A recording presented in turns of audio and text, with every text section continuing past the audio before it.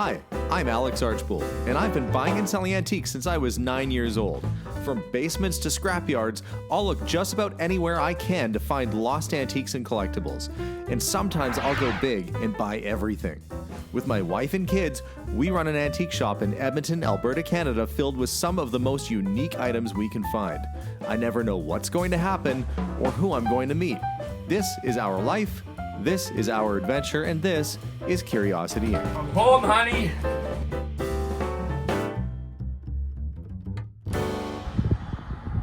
Now a quiet residential neighborhood, this street was once full of bustling businesses, hardware stores, and general stores. And after all these years, only one remains. Construction started in 1912 on this site. And after all these years, there's one piece of land that has never been touched. And that's right there. Buildings have come and gone for over 100 years, but in all that time, nothing has ever been developed on this piece of empty land next to the shop. But that's all about to change. This June, I'm planning on putting an addition here, which means we're pouring a cement pad. And that'll mean that 100 years of items might be lost underneath the ground. So with my crack team of my children, Jason and Abigail, we are going to do some digging today, some metal detecting, and hopefully find some treasures and save them from being buried forever. I see you have a metal detector, Jason. Yes, I do. And Abigail, are you using your foot to dig with? You've got a little gardening trowel there. We are gonna start kind of systematically, guys. That means we're gonna have to try and figure out a way to do this proper. And I think what we're gonna do is start at the very front and kind of work our way back and see if we find any metal in the ground, any spots, and then it's just a matter of digging. So you guys ready to find some cool treasures? Yeah. Yes. Abigail, you need a big shovel. Yeah.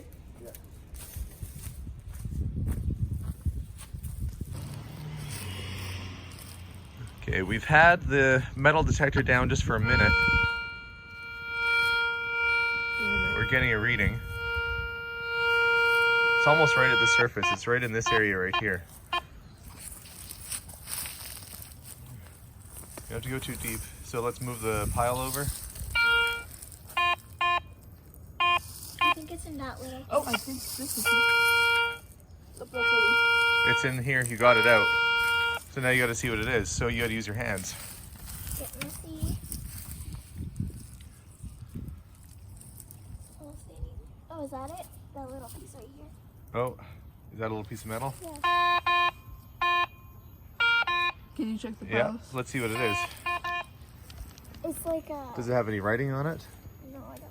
It's just a little piece of sheet metal. Okay, that's not very exciting. Maybe I'll put it there. Yeah, we'll create a little pile over here for the things we find. It's about 4. I've switched it over to the coin setting because we're finding a lot of screws and just general pieces of metal. But it thinks that there's a coin about 2 inches to 6 inches deep. So make sure to put your pile in a nice area so we can search it. Okay.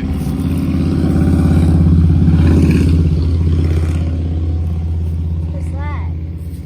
What is it? I don't know. Like a knife? No, it seems to be plastic. Okay, that's not what we're looking for, but maybe we're getting close to something. You can go put it in our pile over there. Okay, I'm gonna scan. Still there. Still there. It says 2 to 4 inches down. We might find a coin.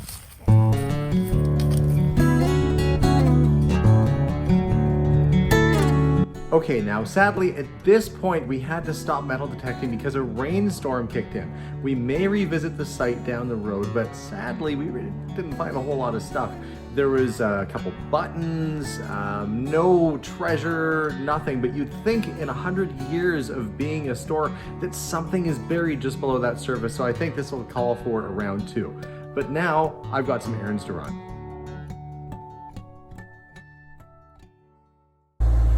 Good morning, everyone. Today is going to be a busy day. I'm taking the Alfa Romeo into the shop to get a little bit of work done to it.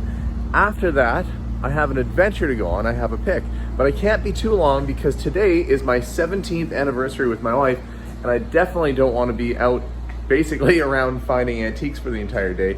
it's going to be about her this entire afternoon. But we're going to get out, we're going to have some fun, we're going to go on a couple adventures and see what the day will bring us. Also, this has been a busy week this past week.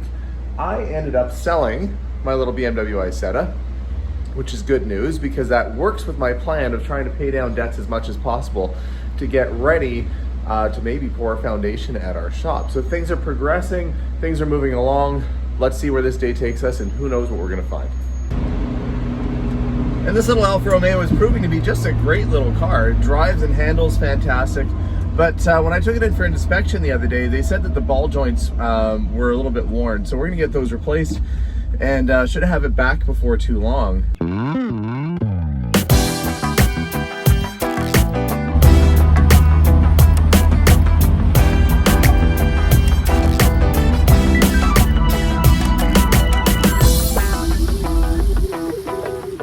Now I've decided, since it's such a nice day, that I'm gonna walk to my store, which is 27 streets from here.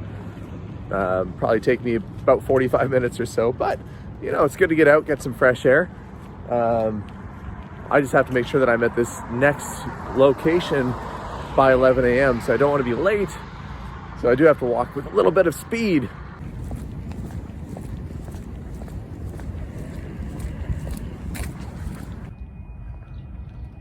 Sometimes when you go for a walk, you see things you haven't seen in a while. That's the old armory right over there.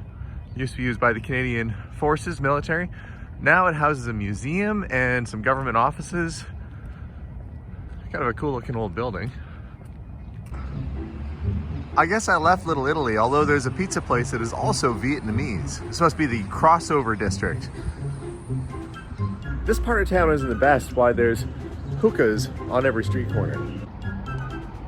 Hey look, we have an actual Quickie Mart here in town. Cool. Finally back at our shop, Home Sweet Home, and while I was walking here, I got a phone call from our drafters that the city is having a couple challenges with our proposed development, and that's going to mean a little bit more work and a bit of a delay in terms of building. They apparently are saying that the fire hydrants are too far apart in this neighborhood. The fire department has to do an assessment to see if they'll allow me to build. I sure hope that they do. Otherwise, it's going to be a huge expense of them asking me to install a fire hydrant. It sounds crazy even just saying it. But if I have to install a fire hydrant, I don't know if I'll be able to afford doing this project. But I'm going to stay focused on the task at hand today. We're going to get in the ambulance and we're going to go out and see if we can find some treasures. So let's get in this car and go.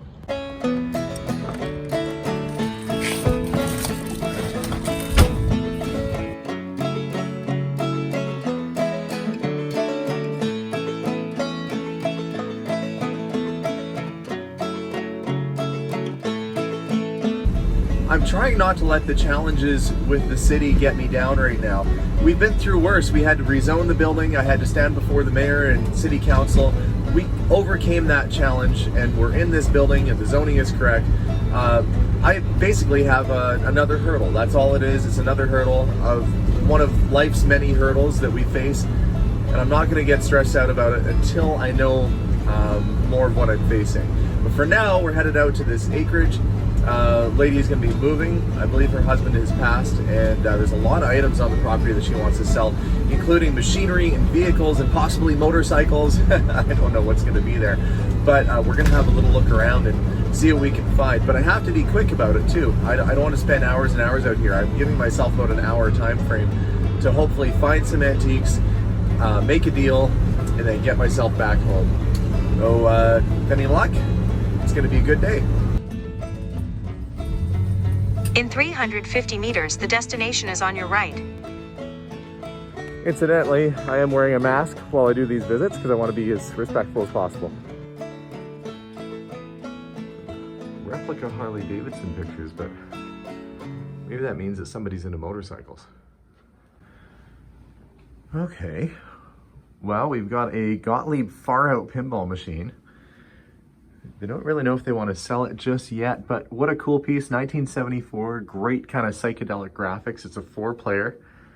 It's not a wide body, so it's not terribly big. That's a good piece. And I don't often get into dolls or doll strollers, but that's kind of a neat little decorative piece. There's a lot of collectors out there that would buy something like that to put one of their prized possession dolls inside of. But you have to be careful that you're not buying a replica, because although it looks like it's 1800s, it could very well have been built within the last 20 years. Still something that people would buy though. So it is quite the collection of little motorcycles here. Okay, what about the little guys over here? The green one is not, I don't think the red one. The red one it was restored by my son-in-law, so I assume he wants to keep. Okay. And you really like the mopeds. That's an odd one there. I haven't seen one quite like that before. Yeah, well, then one of them folds up. I think the orange one over there. Oh, is it folding? Ply Solex. Yeah, I see that. And it still has its original Georgia Cycle sticker on it. It's a French-made bike with that little Solex engine on the front wheel. But yeah, you can see it articulates in the middle here, and you let that go and it would fold in half. I guess the idea was you could put it in the trunk of your car, or... this was totally restored? Yeah, and the I think there's where did I see something? Yeah, this. To the side here. It looks like the bodywork was very well done. Did he do the work himself on it, or? No, he bought it like this. Oh, he bought it in this condition. Yeah, they are a fun little vehicle to tootle around in. And of course, he added lots of stuff. I did really enjoy riding it. The windscreen. And, Slightly more modern stereo. It looks like, well, it's got a little bit of an upgrade to the stereo. and So, the steering wheel, you put in the steering wheel. yeah, that's the wood trim steering wheel. It would have just had sort of a vinyl Yeah. one originally. Did he keep the extra parts for it too? I checked them. Oh, you chucked it? Okay. Well. Okay. Well, in today's situation, what I did is I'm going to make an offer. I put a big list together. We're going to see if we are able to come to terms, and with luck, I might end up with another car, maybe a little motorcycle, who knows. There's quite a few things. So the main stuff out of that collection I was interested in was the pinball machine, the MGB, and the little green Yamaha. I mean, the Honda CT70 would be ideal, but that she said she didn't want to sell it. So you never know in these situations. You put your best foot forward, you put an offer out, and see what happens. So that's what's next for me. Thanks for watching today's little escapade out into the country as I go and try and buy some stuff for our store. And we press forward with our business. Have a wonderful day. We'll see you guys all soon, and bye for now.